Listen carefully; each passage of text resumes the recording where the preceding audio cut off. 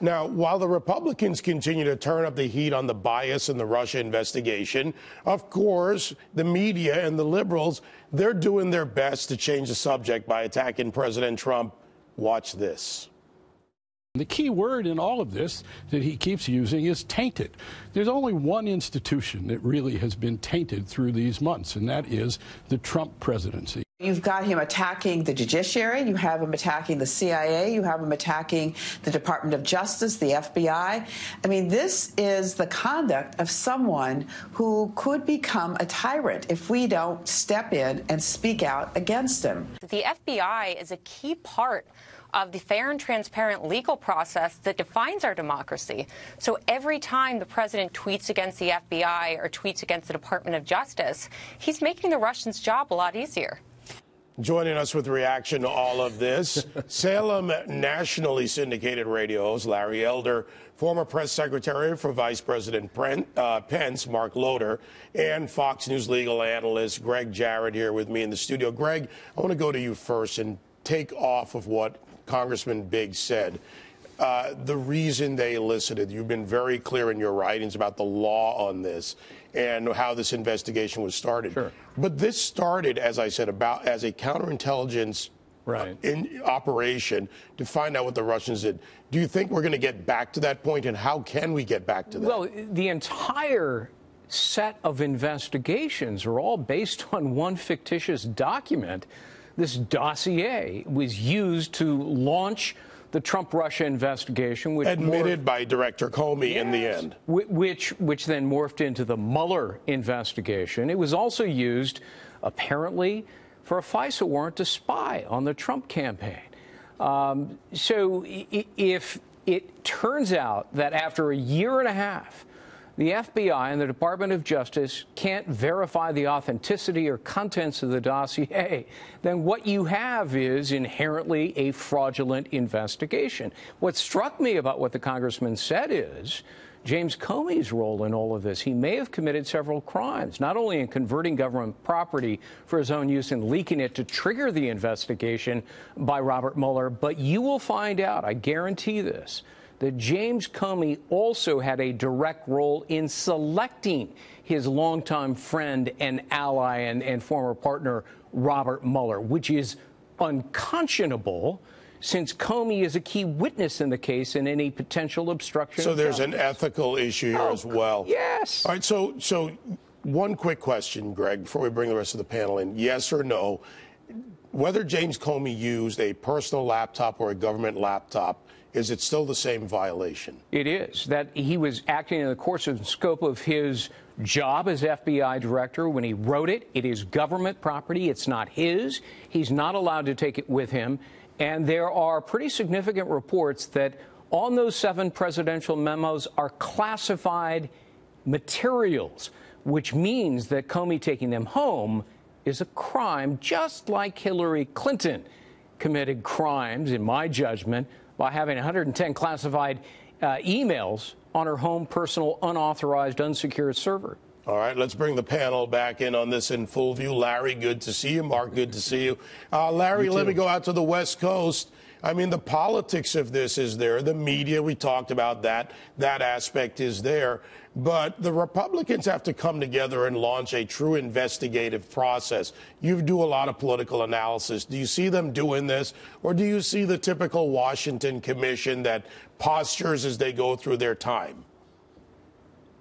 I think, David, at this point, there's been so much, as Donald Trump put it, taint on this investigation that most Republicans right now are content to let the thing play out. All of these problems regarding the biased people that were involved in the investigation, this phony dossier that Greg was talking about, let the thing play out. Republicans are not going to believe it.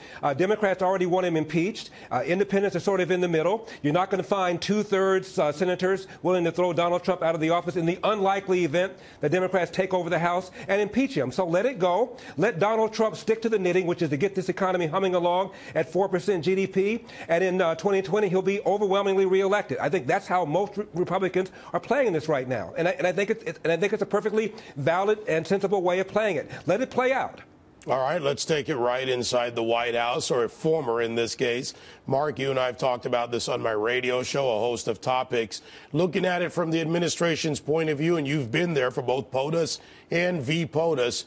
How do you take this if you were the administration? How do you approach this? Do you let it play out as Larry said?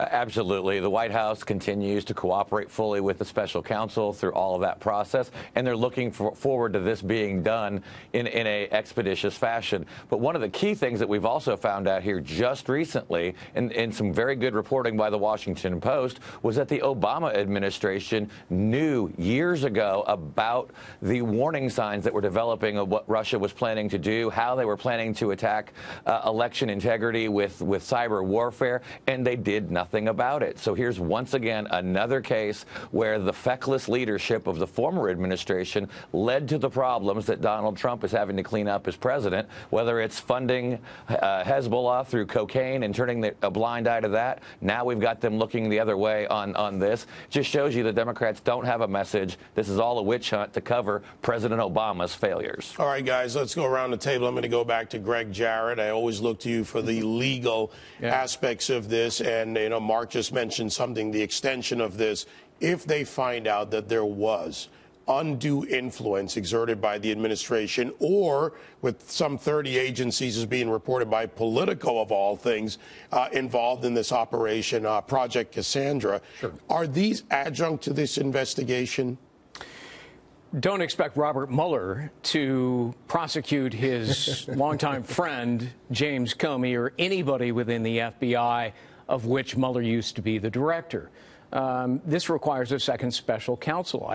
If it turns out that people, for political reasons, senior management in the FBI and to some extent the Department of Justice, fixed it so Hillary Clinton was absolved and then went after Donald Trump, targeting him as the so-called insurance policy, launching a fraudulent investigation against him, all of that would constitute, arguably, obstruction of justice by several people. That demands, don't count on Jeff Sessions to do this. It requires and demands a second special counsel. All right, so back to Larry Elder. Larry, on the politics of this, on the extension, on the expansion of this investigation. Right. I keep cutting back to how do we narrow this back to the issue and bring out the bad actors and charge them. And, my friend, I am skeptical of the ability of Washington to focus, given the deep state existence of many in the top echelon. And this is not about the line agents. This is suits versus boots. And the suits and the political that have been made permanent, I think that's where a lot of this problem lies. Well, this is all about the allegation that Trump is in bed with Putin. The person that we ought to be looking at in terms of being in bed with Putin is Barack Obama. One of Obama's first acts as president was to ditch the deal that George W. Bush had negotiated for a defense of Poland and the Czech Republic because he wanted to curry favor with the Russians to do the Iran deal. It was Obama on that hot mic who told Medvedev that after the election I'll have more flexibility. It was Obama who slammed Mitt Romney for suggesting that Russia was a big geopolitical problem. So if anybody wants to talk about who was cozying up with Russia and with Putin, we ought to be talking about Obama, not Trump. All right. So, Mark, we can't go back in time, unfortunately. We can talk about it. We can look into actions taken by the previous administration. We can look at Project Cassandra. We can look at all of this. But, you've got to move the ball forward on this. And does examining the Obama administration's actions bring us any closer to exposing what's going on inside the deep state within the liberal quarters or the Washington quarters or the bureaucratic quarters? Obviously, if you're going to influence elections or come up with insurance policies, that needs to be looked at because there could be, and I'll trust Greg on that, if there's potential criminality there. But meanwhile, the president, the vice president, the entire White House, they're focused on doing the job of the American people. They've got tax cuts done. That money's going to be in people's pockets in a couple of months. Next, it's on to immigration, infrastructure, and possibly even entitlement reform. There's a lot on the table. The president's he's just barely getting started right now. And so they'll keep focused on that, and we'll leave the history and looking for criminality to those who do it best. All right, gentlemen, Greg, Mark, Larry, thank you so much. There's a lot more. We know this is only the beginning of a new line, not just a new year coming up. Thank you very much.